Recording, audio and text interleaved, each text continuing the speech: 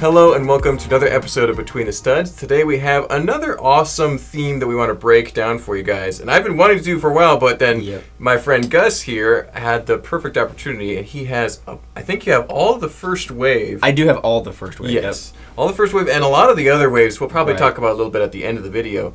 But Gus, thank you again for joining us. This is great. No problem. I've loved Knight's Kingdom. It's one of the childhood themes. This little setup here is, I think, one of my first LEGO sets ever, so it is extremely near and dear to my heart. Yes. Plus the big buildable figures too.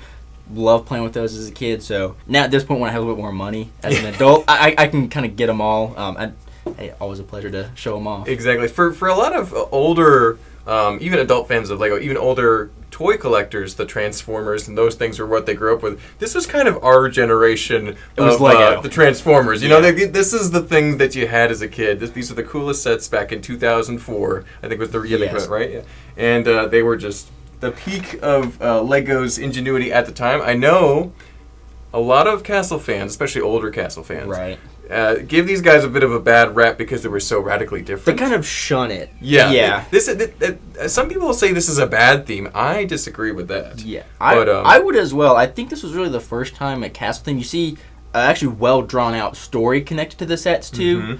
So to me, that's what I really liked about these versus some of the older Castle sets, especially like Knight's Kingdom 1. They didn't really have too big of a story. Well, they were leaning into it a little bit more. Right. But a little bit more on the imaginative side. But this was like full on, we have a story and this is what these characters do. Yeah. So that to me is a big appeal. Is I can reenact this scene they had in the little comic they had with my favorite characters. Yeah, you bring up the comics. Those were such an important part of the story and the lore. Right. This whole line is so much more story-driven than most other LEGO themes. Right. So. I think it was kind of pulled by Bionicle, them being really popular at the moment with the story. So I think LEGO was like, hey, let's have a Castle theme with a pretty decent story. So I think this was what they kind of came out with. Exactly. But yeah, so a bunch of different sets, and this is most of Wave 1 in front of us, right? This is all of Wave 1. All of Wave 1. There we go, yeah. So first came out in 2004. You had the 6 buildable figs, 1, 2, and I think you have your 5 actual system sets too. Yes. So that was another very peculiar thing about this Castle theme is you have your mainline system sets, but you also have your construction builds as well, which are like your big action figures for your characters. Exactly, like a larger size than the normal minifigures, and it's very different. It does kind of remind me a little bit of Bionicle in that there's different colors for the different characters too. Right, and the construction figures are about Bionicle size, like the current Bionicle size, so they fit really well in the hand. I love the playability that they have. Yes, they have the shields are sort of designed to be knocked out of the grip of the little action figure, and the swords have that great motion with the back switch. Very like the original Bionicle figures. So they have they're capturing some of the good parts of Bionicle and applying it in a way that has studs. So yeah. Right, and I've definitely heard complaints comparing them to Bionicle because you can't see the gears inside the figure. Yeah, it's all in the torso. And understandable. I feel like that's a fair complaint, but I feel like for your age range, this is perfect. This is exactly what you want. Exactly. These weren't for juniors, but they did have a younger age group, so 6 and up. Right. So in that age group, it makes perfect sense. It does. Yeah. And props to the LEGO group because I think they smashed this line out of the park. Yeah. I do know it was quite successful at the time, even though it has a bit of a storied history afterwards. People just don't look back on it as fondly if they're older and they didn't understand it at the time. Right. Yeah. I definitely think it's kind of growing in respectability. Maybe not collectability, but everything is definitely growing on people in the community. Exactly. But so in front of me here is one of the sets that I wanted so badly as a kid. I kind of forgot how badly I wanted it until seeing it built and how cool it is on the table. But the Citadel of Orlan. Is that how it is? Orlan. Yeah. That's how it's pronounced. Yeah, the Citadel was just such a cool set. Has so many awesome play features. You want to talk about that one first? I just gotta dive into it. Well, let's talk about maybe the characters first. Kind of get people situated. Gotcha. You have your 4 main knights, your bad guy Vladic, and your King Matthias. So each kind of had their own really characteristics, personality, and color. So Jayco right here, your blue. He was like the young, up-and-coming, fresh knight. Exactly. Honestly, really the poster child of this was young Jayco. Yeah, he was supposed to be the canon hero's journey, right? Exactly. Yeah. Secondly, you have Danju. He's like the older, wiser kind of character. Yes, experience. Exactly. Santis, He's like your big brawler. Santa's the bear too. So strength is his character. And Raskus, your last one, green. He's kind of like the jokester, very agile. Yeah, he's kind of the comedic relief of the group. Exactly. It's just very reminiscent of stuff like Ninjago, where you have your 4 main characters. Ninja Turtles, your 4 main characters. It kind of hits the same sweet spot of 4 characters. Exactly. Multicolored, different characters. I was contemplating. I think it actually did release a video about how themes like Bionicle and Knights Kingdom 2 and other themes like Ninjago kind of borrowed stuff from either Ninja Turtles or Voltron or other color-coded heroes in the past. Like yeah, so. And honestly, a really smart move on Lego's part. Yeah. It did really well. Yeah, I like it for sure. This was my version of it, though. You know what I'm saying? Yes, so. I love growing up with these. Yeah. Another really cool thing about the construction figures are the boxes itself. I mean, it's a canister, exactly like Bionicle, too, and they came with like a little castle top, so it in and of itself had some play value, too. Exactly. I know that on the map that you can see on the inserts of the boxes, like there's one there. You can see the little towers placed around the edges of the map where these locations that they're from might theoretically be in the world. Right. So huge story and play value in that as well. Exactly. Yeah. Back to the Citadel. It's a beautiful set. I think you have actually Santis and Raskus back here actually. So these are your 2 knights on this part of the story. But it had excellent play features. You kind of have Santis and his like show of strength, kind of break the boulders, lift the drawbridge. You have kind of over here the massive snake, and this was kind of meant for Obstacle Jayco. Course, Jayco can show his speed, his quickness, his youth, and kind of get past that. Kind of on the back here, if you want to turn it around. Yeah, gotta show how cool it is. Show Raskus is. He had like this little climbing tower. Him being very agile, you'd have him kind of jump up the rungs to the top. You can see the lifting arm motion. We're not display it here, but it is possible to get him from the bottom to the top safely. It takes some skill, but as a young kid, I mean, that's exactly what you want out of this set. Yeah, exactly. You might fall down once or twice before you make it up. Exactly, and then you have at the very top, is that the heart? The shield heart, I believe. Whatever. We'll have to look name. Up. Yeah, that was a specific element of the story that they needed to defeat Vladic. Right. I'm pretty sure. And they have to go through all these different trials shown in the set to actually get it. And there's this old, not necessarily a wizard up at the top, but an old master or the guardian. I think it was called the Keeper, maybe. Yeah. It was something like that. Yeah. But yeah, very the older wizened character. Yeah, such a cool set. So many cool colors. You have the cool little stained glass. You have the medium blue water with the frog beneath there. Another thing I want to point out, too, kind of unique to this theme, is this blue-violet color you kind of see interspersed. And King Matthias is largely blue-violet, too. Exactly. That whole figure is pretty much using that color. And it's a beautiful color, too. I don't think it's been produced in that color ever again after this. I think it's essentially exclusive to this theme. It might have appeared in Belleville or even some of the weirder colored Harry Potter elements in the past, like one-off pieces. But this is widely used throughout this line, especially the first wave. And I don't think you really see it that much after Knights Kingdom 2. I don't think it's used again. So. Right, but beautiful color. I would love for LEGO to bring it back. It's just so different and distinct. Exactly. It also makes an extremely good contrast between Vladic's like dark red. Oh yeah. So it's not like dark blue and dark red. It's actually a different color that brings a really good contrast to the characters as well. Exactly. But yeah, and then over here, speaking of the blue color, it's used all throughout this castle of Morcia. Yep. I always want to pronounce it Morica because I pronounced it wrong when I was a kid, and it's still stuck in my head. But Morcia. Yep. So this really awesome castle scene. It's a little reminiscent of King Leo's castle from Knights Kingdom 1. It has a similar sized base plate. I think it's a different print. Lots to appreciate here. Great flags. All the characters are here. Yes. Including Jayco, right? Or they would have been in the set. Jayco? Yeah, Jayco is right in the center. Yeah, so this is like the big poster child. This is the big set everybody wants this way. It was the Castle of Morcia. Because it had all 4 of your knights. King Matthias. You even had Vladic, your bad guy, a little scorpion launcher too. Down here at the bottom. So we didn't even talk about it too, but each knight is kind of associated with an animal, kind of reminiscent of their trait. So Vladic, the scorpion, excellent choice. Of course, following in line of all their LEGO previous themes, King Matthias is the lion knight. Yeah, the royal. Yep. Jayco is the hawk. Raskus the monkey, Santis the bear, and Danju the wolf. So kind of embodies the traits that these characters have. Exactly. The only thing that could have been swapped out is Danju with a raven, maybe, because that's also associated with wisdom. This is true. So, yeah. But so a lot of Vladic's bad guys are called the Scorpion Knights, and everything they do is like there's a little scorpion launcher, a little scorpion wiggler thing they have. They had a great vibe. Yeah, the branding was on point. So. Beautiful.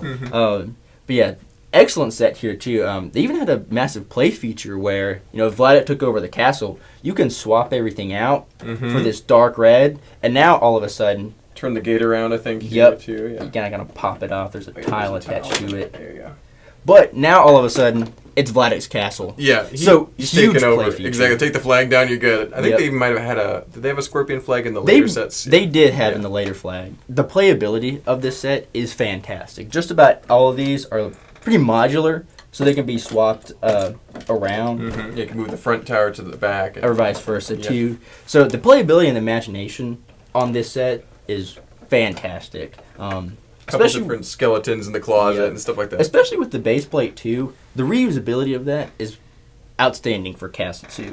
Exactly, yeah. A great set to get back then. It was, I think, priced around the typical $100 big castle set at the time. So, and it is heavily inflated, the piece count, by the big base plate. But people sometimes criticize this line, too, for being kind of juniorized. It's just kind of bricks and slopes too, which is a fair assessment. But again, for the age range, this is perfect. It's pretty good at building experience for younger audiences too. If you think about it, there's some of the older classic castles have raised base plates as well. So I mean, they're just taking advantage of a bigger scale of lifting the build up a little bit. So the raised base plate doesn't bother me, but I know that is a valid argument to be made that they were making some deliberate choices that annoy adults, but are good for kids. And it's. To me, it's kind of like a halfway point of the old classic castle to kind of newer newer castles, even the Lion Knight's castle now. It's kind of a transitionary point. Still very European-esque style castle, but definitely a good midway point to castles to come. Exactly. It has some modern, sleeker style features, too. You got these larger slopes, which I think give it a very unique, very fantasy look. Right. So that's very cool to see, too. In contrast to the very... simplistic, straight, old light gray, old black castles of the past. So Right. Another thing too is I know back in the design of the set, the original intent was to have it look like kind of a lion's face, and if Vladic takes over, it transformed into like a big scorpion. Yeah.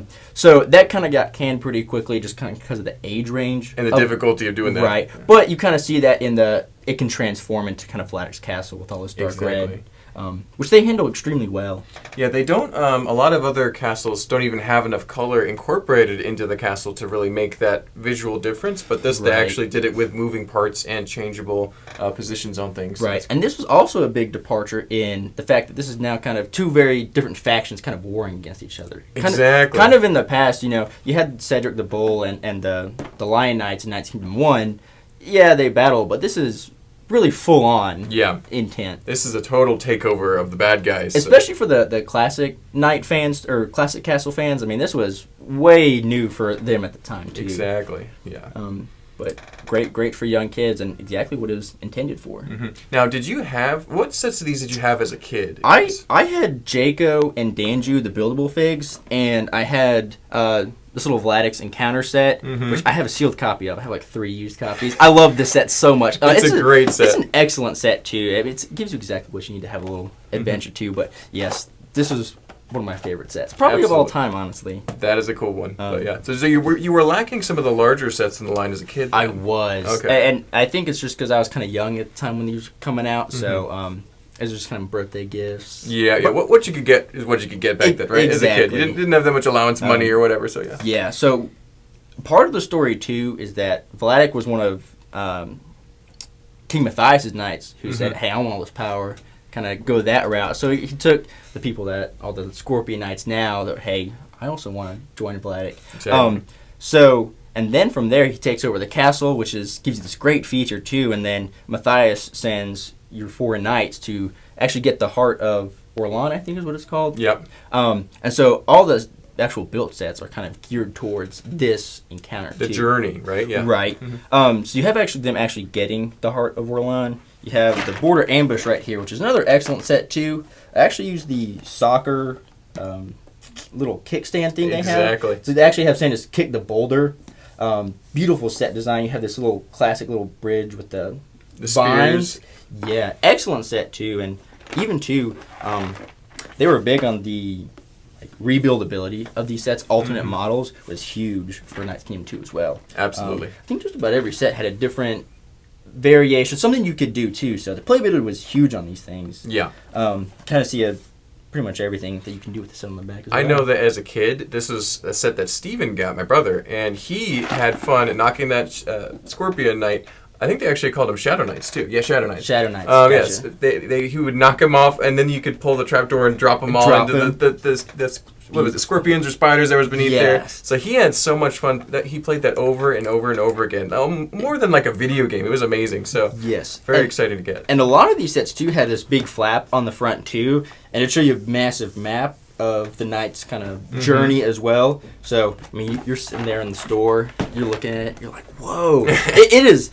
You're sold. Yeah. You're sold instantly too. Exactly. So this was the border ambush. This is, like I said, Vladic's encounter. Just a little set, but it's perfect. You get Danju, little catapult, and Vladic with his horse. This is a perfect little $10 set at the time. Exactly. Hard to beat. Yeah, and the horse Bardings from these sets have actually become pretty collectible. Yes. All horse armors have, but you got the King Matthias' horse in the big castle, and you have Vladic's horse there. Especially in that blue-violet color, too. I know that's become pretty collectible. Even the horse face guarding, too. Exactly, the head armor. Yeah, that's really cool to see. And this is actually a new design for its time, both the shape and the color. The Barding, right.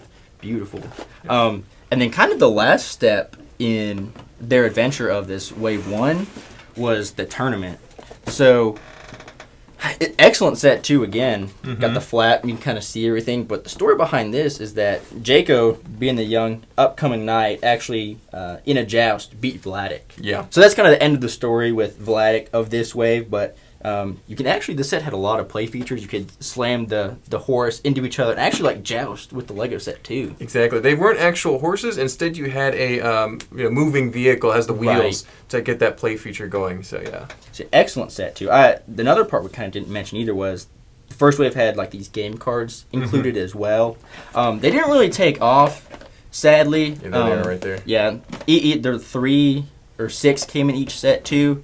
You can actually use them as replacement parts for a shield. Maybe you lost shield, maybe you want something different. But there was a card game, I think, associated with it that I never got into. It's honestly non-existent nowadays. It's just people don't really collect the cards. So it's, a lot of different Lego properties, even into more recent years, have tried to have some sort of card game associated with it. But most people are kind of focusing on the bricks, So. I think, and they've done that with Ninjago with the spinners. They try this gimmick out for the first wave, and it doesn't work. Let me and then Shima with the speedors and the card games that associated with them. So. I think that just shows that people really want it for the sets themselves and the design of the story too. Exactly. I'm sure there were people who did play it, and if you did, let us know in the comments. But we didn't experience that as kids. So. Another thing too is a lot of these cards had awesome artwork as well, especially along with the comics, and especially at the end of the instructions. There was at least 3 or 4 pages of little comic either about the set, in the story, or just continuing the story as a whole, kind of connecting the sets together too. So there was a big story element too to this. Exactly. I think it was each set had a different comic associated with it too, or at least different parts of it. So you could kind of piece them all together and get the whole story too. Yeah, because I think when you're getting towards this part, it's getting towards the end of the journey, and there's showing the end and how he won, or which part of the set features in that story. So it's very cool. And one thing I've got to mention too. We're talking about classic sets and how, the differences between them. This is also one of the earliest waves to feature light bluish and dark bluish gray versus the old gray, which came out just years before. I think it was the prior year was the last appearances of those colors. Right. So this is a big departure. And a lot of the sets, too, had a large portion of light and dark bluish gray, Exactly. They're castles, so they're going to have quite a bit of gray in their builds. So it was very interesting to see that. I remember when we got this set, the border ambush set, and we began to incorporate it with our other bricks. We're like, there is a difference in color. We were shocked. And it was, so I can see why the color change coupled with the vast differences in previous lines, it could hit people the wrong way at the time, and maybe even looking back at it. But I mean, as a kid, I got over it pretty quickly, and I learned to appreciate the different colors between old gray and light gray. They definitely meld better now, the new gray too. So exactly, good choice on Lego's part to go to that choice. Yeah, it's they did it, I think, in part because they're less prone to yellowing. They still will eventually in the sun, but they're a lot less problematic for longevity. So they're trying to look to the future with the bluish grays. So. Smart. I also noticed too they had a Lego frog in here too as well. So very early, Lego's putting Lego frogs in their sets too. Attention to detail. You have little skulls hidden around and skeletons. It's great. So. Yeah, so first wave, just knocked it out of the park. Really enjoyed it, and I know that we keep mentioning how it has a bit of a stigma, but we love it. And there's even if you don't like these sets, even if they're your least favorite, there are elements of these that are great. And some of the things that have been introduced in here have been very influential throughout Lego's history. So. Right, a lot of the ratcheting joints will be used in Exoforce as kind of the mech base at times. Exactly, even a lot of the swords too. They're all different for the characters. Those have been used in Bionicle Mox. You name it, it's been used as well. Exactly. I know we didn't really talk a lot about the shields, but the shields in this wave are actually like little cardboard. Yeah. In the future waves, they get upgraded to actual like plastic molded pieces too. So that was, people kind of debate whether that was a good choice. Yeah, they are harder to. I think the gameplay of these, you actually see that in the back of the boxes. You're trying to knock your opponent's shield off as part of the playing with your friends. And so when they make the plastic shields, I think they're either a little more difficult to knock off. And I didn't play with too much with the plastic ones versus the cardboard ones. Right. But the cardboard ones work great. The plastic ones, they're definitely cooler looking in a way because they're fully molded and three-dimensional. Right. But whether that works as well in gameplay is kind of debatable. So another thing too about the build figures as well is the actual printed face that each one had, along with the visor as well. King Matthias' crown I've seen used in different mocks too. Excellent. Piece usage, exactly. I guess. Same with the mask. I think design-wise, these are excellent. Yeah, very unique, characteristic faces for each character. So a lot of them had printing as well on the main torso as well. And some of the pieces there. Exactly. So while they do kind of look similar, they did have some variation too. So there was enough variation where you can enjoy building the different models. Exactly. And one other thing I forgot to mention is on these minifigures.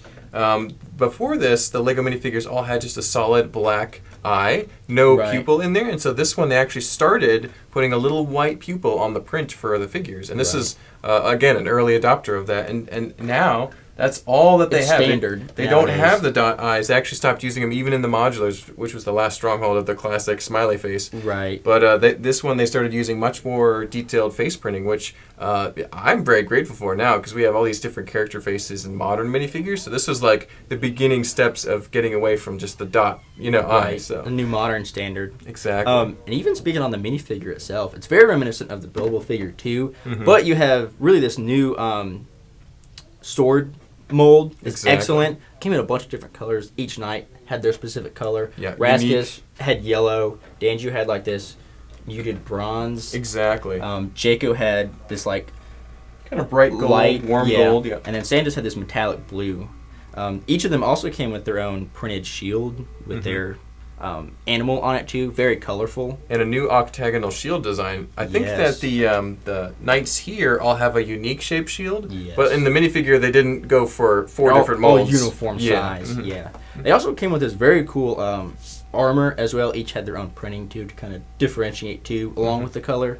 And then even the visor too was reminiscent of the buildable fig, very, very similar. Exactly. Probably about as close as you could get to the buildable figure in a minifigure scale too. Exactly, yeah. Because in the buildable figure you have a little bit more detail with the different shaped visor, different sword, different shield. But in the minifigure they at least kept the visors all unique, and sword and shield were the same, but the color matching their original larger figure. Right. Yeah.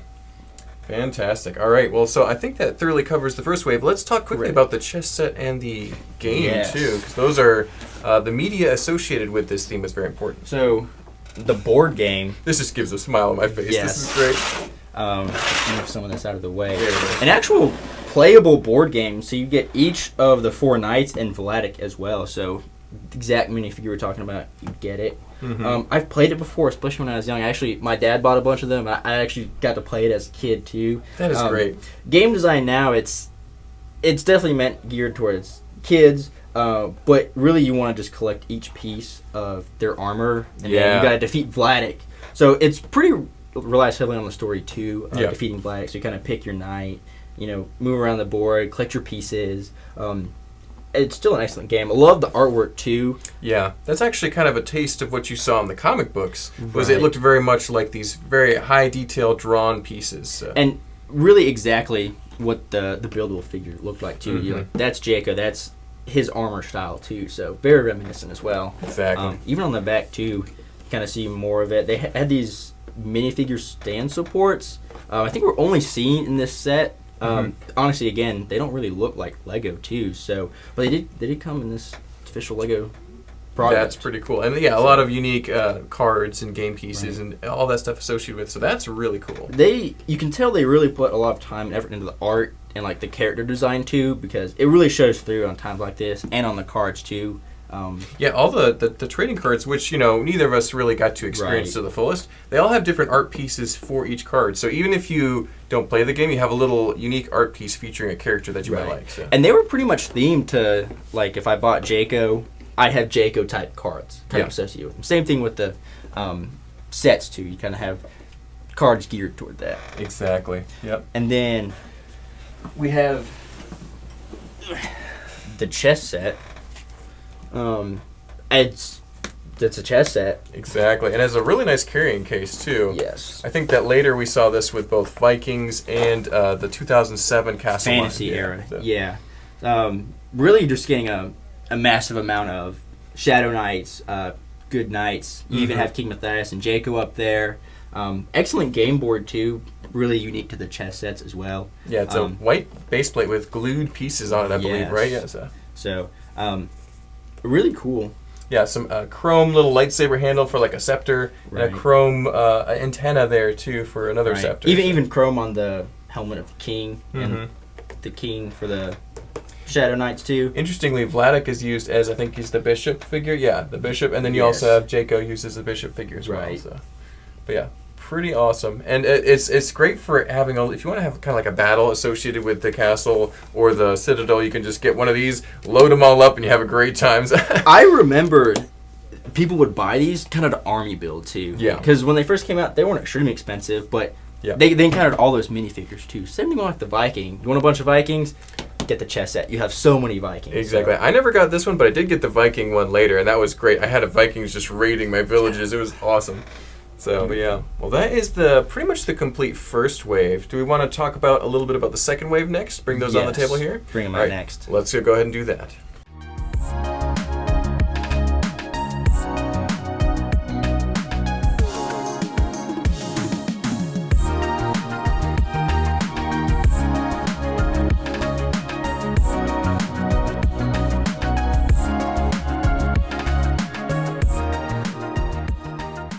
So we've got some second and third wave sets on the table here. Not quite the full layout because we just you don't have enough room in your car, right? Right. I'm struggling to get all that stuff here. But I think I picked the pieces that kind of make the most sense, kind of follow the story the best. Highlights. Yeah. Right. Exactly. So we got some of the new character upgrades here. Yes. So in this wave, kind of to follow the story, King Matthias kind of imbues them with magic power, and that's how they get their upgrades. So in both the minifigure character and the buildable figures too, huge design change too. Arguably for the better. Yeah. You actually have this massive injection molded shield with printing on it. It looks beautiful. There's actually studs on it too now. Massive sword change upgrade. It looks beautiful. It's not like yellow like Raskus. It's a little bit different on the color side, but the design-wise is beautiful on these guys now. It's a beautiful bronze color all around for him. So. I think it's dark gold, and this is the only time we've seen parts printed in dark gold. So a lot of the knights had some very unique colors, and their armor too. Exactly. Dark gold. I think Danju just had like this brighter gold. Santos had like this blue-silver color, beautiful, and I think Jayco just had silver. But still, all these colors are excellently used for Bionicle mocks now. Honestly, kind of hard to get nowadays, unless you want to buy the whole set. But yeah, they can be hard to find. I know that the second wave did pretty well, but I don't think it quite had the amount of success that the first wave had, as usual with most LEGO themes. Right. But some great color choices. I also like they have dark green and some other colors like dark tan and other colors mixed in with some of the figures. So. And that's how they kind of varied these second wave sets. Instead of just largely blue for Jayco, it's kind of now it's blue, a little bit of dark blue, a little bit of silver. They've kind of varied it a little bit. And I think honestly Raskus is one of the better examples of that. Yeah. He's just a pile of green in the first wave, but now it's dark tan, dark green, a little bit of green, and then you got this dark gold too.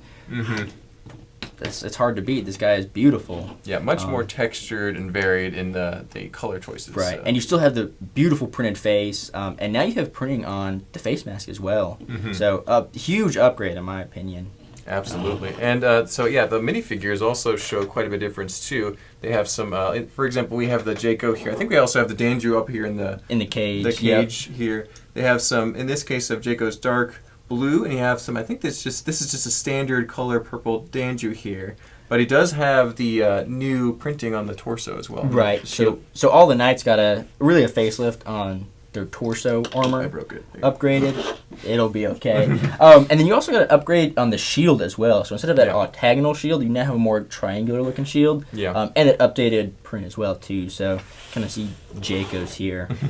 Beautiful. Exactly. Now, one of the big sets from this line was Vladic's Fortress. We don't have that here now, but that one got a number of awards at different Toy of the Year award or something like that. And then the King Siege Tower were fantastic sets too. Yeah, for 2005. So. Yep, and they all blend extremely well into the story too. So, honestly, just a perfect storm. Those two sets. Exactly. I actually do have Vladic's Castle. Mm-hmm. This is a monster to build. It's huge. It's huge. It spans out. It has all 4 knights, King Matthias, multiple siege engines, Vladic, like 8 Scorpion Knights now. Yep. Beautiful set. Exactly. And so this was very much like the previous line, very story driven. Right. And I thought it was a very the stakes were increased from the last one because they had magical weapons. They were on a new quest. Vladic was even more powerful than before, and the comics really showed that. So. Yeah. So now instead of Vladic being the attacker on the castle, now it's kind of the opposite. The good guys are now kind of attacking Vladic now. So it's a little different medium of how they portray the story, but you're still getting high quality sets out of this line too. Exactly. You definitely get a whole lot more like kind of outcroppings, kind of big ugly rock pieces out of these sets. A little bit, but they didn't have a raised base plate though. They just have the burps instead. So yeah. Yep. A lot of little one-off castle parts too. Yeah, and these are definitely the bad guy castles too. Because before you could transform a good guy castle to a bad guy castle and vice versa. Right. This is just the bad guy. This is purely bad guy. Yeah. And the honestly excellent color usage as well. A lot of the dark red, brown, black. Just kind of that menacing look too. Gave it a very, very evil looking. Exactly. This is a castle that would be intimidating to attack. So and here's the Vladic figure too. And from that way. Vladic too even now has a black sword too. Mm-hmm. So a little bit scary, honestly. Exactly. The dark red and the oval shield. Right. Very very big upgrade on Vladic too. Something too about Vladic in like the greater Lego lore. He's apparently is Ogul his descendant? Yes. I think so. Yeah. Yes. So. A huge connection there between... Exactly. So Ogul is the main villain from the Alpha Team line, which had 3 waves across different years. And according to the story that they've presented in different Lego comics, that Vladic is his ancestor. Yes. So it's pretty cool. And that's one of Chris, our boss's favorite facts about Lego, is that this is the ancestor. Oh, yeah, the familial connection there is just really funny. So. It's crazy. Yep. Let's see. You also have the return of these...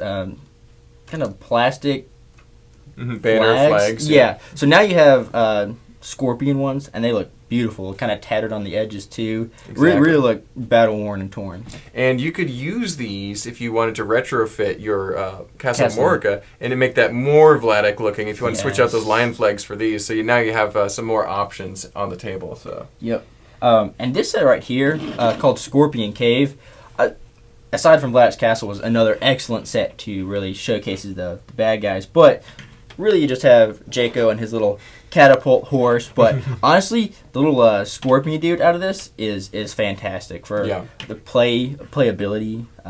Exactly. And the imagination you come up with this thing playing as a kid. It's got eyes. I mean, this is what you want out of a Lego set. If you want to have a bad guy faction, having him riding a giant scorpion in the battle is pretty terrifying. It's fantastic. So great. And the set too has like a little cave for it too. So like I can just imagine, he's locked away and it's like boom, kind of gladiator style. Out comes the scorpion. Exactly. So it's fantastic.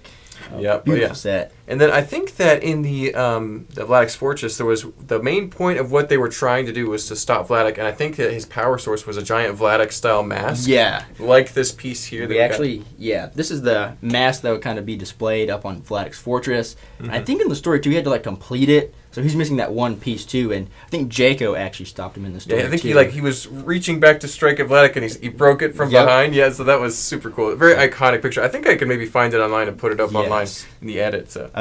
And kind of delve a little bit more into the Wave 3, that kind of transitions in the story. Jayco becoming king, too, which is a big point in the next wave as well. Yeah, at the end of Wave 2 in the comics, Jayco is crowned the king, and all the other knights are like, yay, good job, rookie. Yeah. So this is, I think, chronologically, the first and second wave take place in about a year's time, versus the third wave, it's multiple years after Wave 2. Yeah, the events that happened in the first two waves. Yeah. Right. And like we said, I think it was just still some great elements, but maybe just didn't quite strike the same chord. Maybe not quite as much time and effort put into some of the designs and elements. So I think that I prefer the first wave as far as the story and the creation of this world. But it's a good continuation. I think it still carries on the legacy pretty well, even though they have to make it bigger and better and upgrade all the figures. I think it still does a pretty good job. Right. I think at times as a wave, it's very dark, whereas the first wave was it's super bright and vibrant. You know exactly what you're getting. This is a little more very tonally dark. Yeah, it's not for everyone. It's a little bit more scary, especially with all the skulls and menacing scorpions. Same thing, too, with the first wave. Even on the box, you can see the art and the cartoons they made. Still fantastic. Fantastic artwork that they've done. But still, sometimes that dark appeal, I don't think really helped them very well in the sales department. Exactly. They did okay, but I think this was leaning towards the decline of the theme. Eventually, most of these earlier Lego IPs, they did good for a couple years, and then they ended up kind of petering out. Lego themselves didn't want to invest too much energy in a theme that they wanted to pivot from. Right. And actually speaking a little bit more on this set design, the King Siege Tower, you can see it actually uses the buildable figure, the construction shield here, as part of wall and details. So excellent part usage, too, out of the buildable figure line, too. Cool to see that used in different settings. Right. And even in the third wave, too, they use some of the face plates as a battering ram, or in this case, flags, as really main story point, too. Exactly. So they're incorporating some of these big armor pieces as they can into the sets, and I think it actually helps a bit. And then when we move on to the third wave, if you're ready to talk about that, they have some very different elements and some armor pieces and battering rams. Absolutely. Let's rotate these really quick.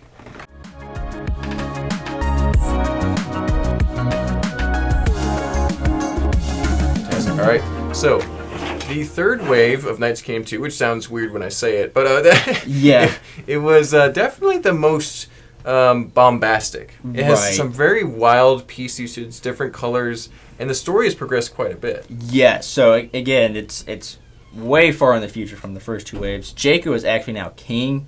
You don't see any of the other knights return. You actually have two brand new knights that get named Sir Adric and Kentis.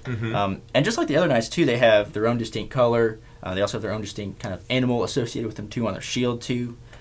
Very beautiful as well. Same thing with the villains as well. So you have Dracus and Karzon too. Again, specific animal associated with them. Kind of a little bit departure from the scorpion. So Dracus is the dragon, and Karzon is actually a snake too. So a little bit of departure off the scorpion theme, but I still think it works very well. I actually like that they've gone for a little more variety compared to, for example, all the previous good guy knights all had a sword. These guys all have unique weapons, so that's pretty neat. Dracus still has a sword, but Karzon actually has a Morning Star, which is beautiful, especially with the motion.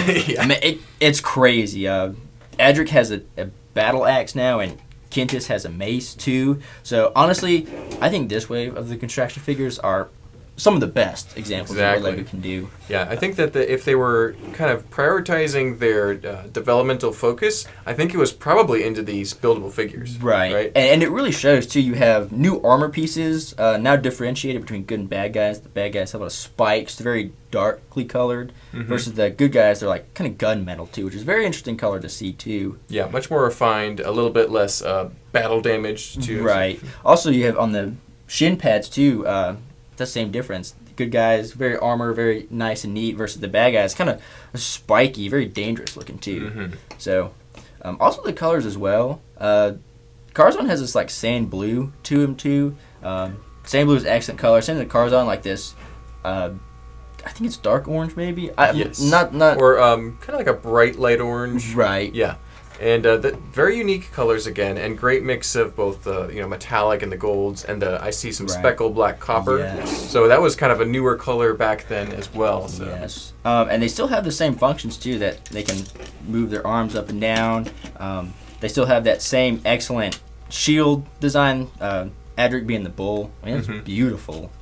Exactly. And then King Jayco, good to see at least some of the characters, these King Jayco and Lord Vladic, returning again. They get some of that. They're the only nostalgia. 2 returning characters too from this third wave too. But these guys are actually a little bit different too. They actually came in a box set versus the 4, I guess, regular knights. They actually came in metal canisters this time. So very durable. I really like them. They're good for storage, just in general. Yeah, they're very shiny, very cool. I actually, Steven has a few of these canisters. I know I think he has 1 or 2 of the figures, but he has the canisters over the figures because he thinks they're so cool. I mean, it's glossy, it shines. Excellent design too. Again, you really have the character's color too. It's just beautiful. Yeah. But yeah, Jayco and Vladic actually came in like box set, so they had the figure. They also had a siege engine with them too, with each one. Yeah. It's really the first time in this line that we've seen anything like this, and the last time, sadly. But Jayco is beautiful too. His sword, his shield too, is brand new. I actually think the sword was now used in Nexo Knights. They came with the King's It might have been, yeah. Maybe a remake. Super clean and cool looking. So. Right. The white accents, or is that bright light bluish gray? Maybe it's a. I think so. Off-white color. So. Maybe bright white is the name.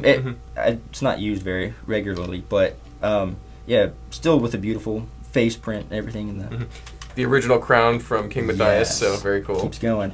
And then even his siege engine. I mean, it's a massive catapult too. Battle axes on the front. If it moves, the actual axes go up and down. The playability on these things were great, and you could usually launch this thing hard enough to actually knock down a standing character too. So excellent design. That's pretty cool. And even back to Vladic, I think Vladic may be one of the best. His sword.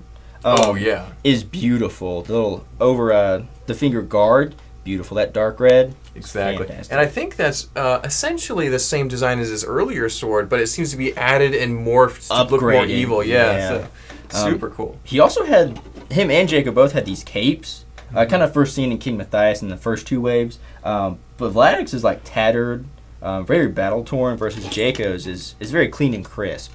So. Very cool. And then Vladic's mask too, and that like speckled, black silver color. Yeah, beautiful. Very nice. And even his siege engine with the ballista looking one. Yeah, beautiful. Great playability. What I like here is that you have vehicles in this case, but you have something that's their size. Because before it's always the action figure, and that's great. We have a lot of fun with that, but there's not much scenery for them to go with. So having something that's actually their size in the set with them, I thought that was pretty fun inclusion. Right. Before it was kind of up to your imagination, but now I got siege engines to play with these too. So definitely upscales on the playability of these 2 sets. Exactly, yeah. So as far as the buildable figures go, we think those are definitely upping the game, even in their last swan song of the theme. It was, again, I think some of the best buildable figures out of Knights Kingdom.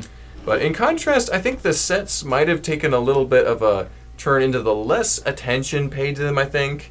But there's a few interesting choices. These sales are very unique. Yes. We'll describe it that way. So. Yes. The sets, like the other 2 waves, really follow the story too. Still kind of simplistic builds at times, maybe a little bit too much. That's a big criticism of the 3rd wave. Yeah. But at least to counter, they always had a lot of minifigures with these sets. Like, it was armies worth. So yeah, this is really fun. Yeah, Battle of the Past. I think it had 11 minifigures too, which for probably a $40 or $50 set is nuts with that many minifigures too. Exactly, yeah. I remember really wanting this set when I was younger, and I just didn't get around to it. So one day I'd like to acquire it just because it has a whole army, has a really fun battle scene. This was made to be played with. So. It's very definitely reminiscent of a battle at Helm's Deep. Massive battle with the good guys, army assaulting. So honestly, a pretty solid set. Maybe I have more nostalgia for it. But yeah, you also see an alt build as well. I think there were 3 alternate builds for this. So you could have the good guys hang the bad guys. I mean, this was a fabulous set to get as a kid. I remember in this wave too, there was one large tower at the end. I think it was either Vladic or Jayco. It was the Mistlands tower. Yeah. Yeah. And I'm guessing they were fighting over it. Although I was losing track of the story by the 3rd wave. Right. But yeah. So. If I remember correctly, the Mistlands tower was kind of the focal point, was the big set of the wave. And they were fighting over, I think it was the heart of Morcia again. Kind of as like a power struggle. So Vladic kind of hired his 2 rogue knights versus taking over or manipulating other knights in the past. Now he has people that will fight for him. Yeah. So that's kind of where the struggle comes in. These two. And then some great additions with those reddish-brown doors, other good pieces, lots of weapons. I mean, there's tons of weapons. And even using the half mace as weapons, too, out of the buildable figure collection is excellent part usage. Yeah, you can drop those on your enemies with the chains. Very cool. Knights Kingdom was great on using chains for just about anything, whether it be on this Rogue Knight battleship as just like an anchor, as you name it, as a drawbridge, as weapons. The chain was very useful in Knights Kingdom. Holding up a cage for Danju to sit in. Right. Exactly. So yeah, overall, Knights Kingdom 2, a really fun and original theme that tried a bunch of really bold choices that some of them were great, and then some of them, maybe didn't quite land as much as, looking back, they don't hold up quite as well.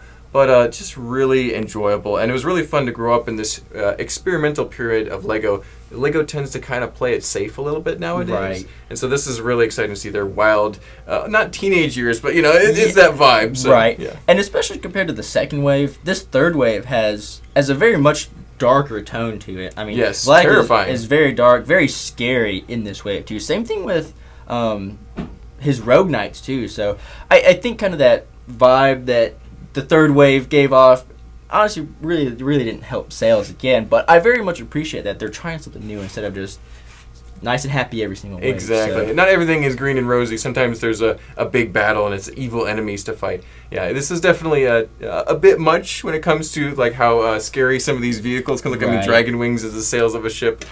But I still think there's a lot to appreciate. And some of these parts are pretty cool if you're able to incorporate them in mock or you're able to find them for a decent value. Some of these bigger pieces can be a little more expensive. Right. But, it does as a whole line, but especially the Wave 3 gets kind of criticized as like poor building techniques. I mean, the Dragon Knight ship we have, it's cool looking. The sails are really cool, but it's really it's got some problems. It's a weak build. Same thing with the little outcropping with it. I mean, it's like 2 big ugly rock pieces at the end of the day in a catapult. So the refinement on the sets could be a little bit better, but to me they still hold a very near and dear place in my heart. I still love Knights Kingdom as a whole. I think that eventually a theme will peter out, and this is its time to go. So but maybe at some point LEGO will do more castle, maybe more fantasy style castle, because I'd love to see more of these bold choices taken with the unique colors and art pieces. So one day hopefully we'll see that. And this was followed pretty closely. I think 2 years later by the Fantasy Era Castle. So at that point, they leaned really heavily into like the fantasy, like the dwarves, ogres, skeletons fighting the humans. So exactly, almost in that way, Fantasy Era Castle is kind of like a spiritual successor to what Knights Kingdom started. Exactly, and they got them.